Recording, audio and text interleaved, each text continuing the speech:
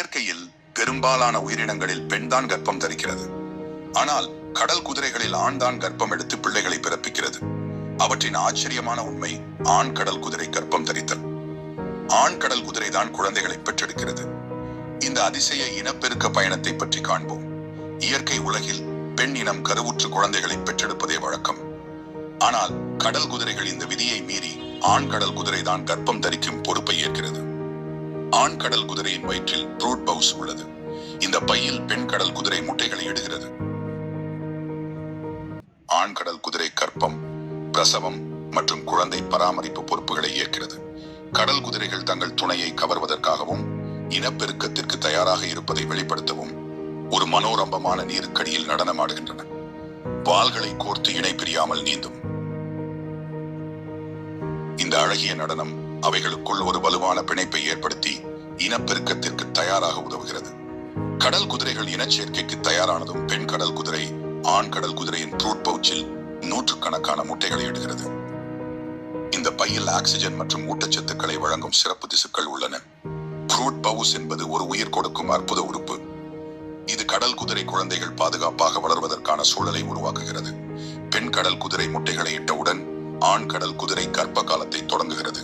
முட்டைகளுக்கு oxygen மற்றும் ஊட்டச்சத்துக்களை ஆண் கடல் குதிரை வழங்குகிறது.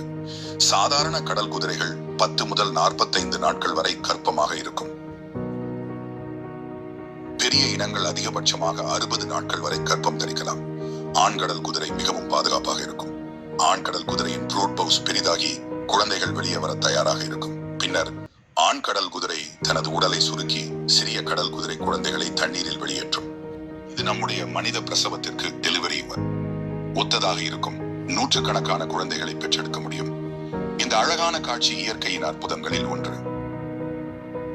ஆண் கடல் குதிரை தனது குழந்தைகளை தனியாக விட்டுவிடும்.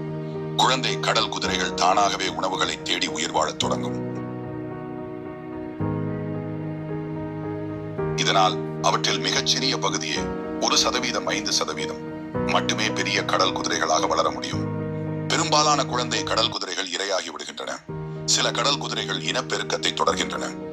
ஒரு ஆண் கடல் குதிரை 1000க்கும் மேற்பட்ட குழந்தைகளை பெற்றெடுக்க முடியும். அவற்றில் மிகச் சில மட்டுமே முழு வளர்ச்சி அடைகின்றன. இது இயற்கையின் சமநிலையை காப்பாற்றும் வழி. உயிர் பிழைப்பதால் கடல் சுற்றுச்சூழல் பாதுகாக்கப்படுகிறது. கடல் நீரின் வெப்பநிலை கடல் குதிரைகளின் இனப்பெருக்கத்தை பாதிக்கும் முக்கிய காரணி.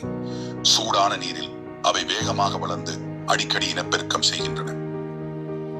குளிர்ந்த நீரில் அவற்றின் வளர்ச்சி மெதுவாக இருக்கும், மேலும் குறைவாகவே இனப்பெருக்கம் செய்கின்றன.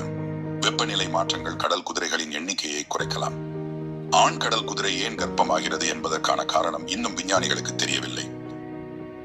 இருப்பினும் இது பெண் கடல் குதிரைக்கு வேகமாக முட்டைகளை உற்பத்தி செய்யவும் அதிக முட்டைகளை இடவும் உதவுவதாக நம்பப்படுகிறது. இது கடல் குதிரைகளின் இனப்பெருக்க விகிதத்தை அதிகரிக்கவும் உதவுகிறது. கடல் குதிரைகள் அழகான மற்றும் அசாதாரணமான உயிரினங்கள்.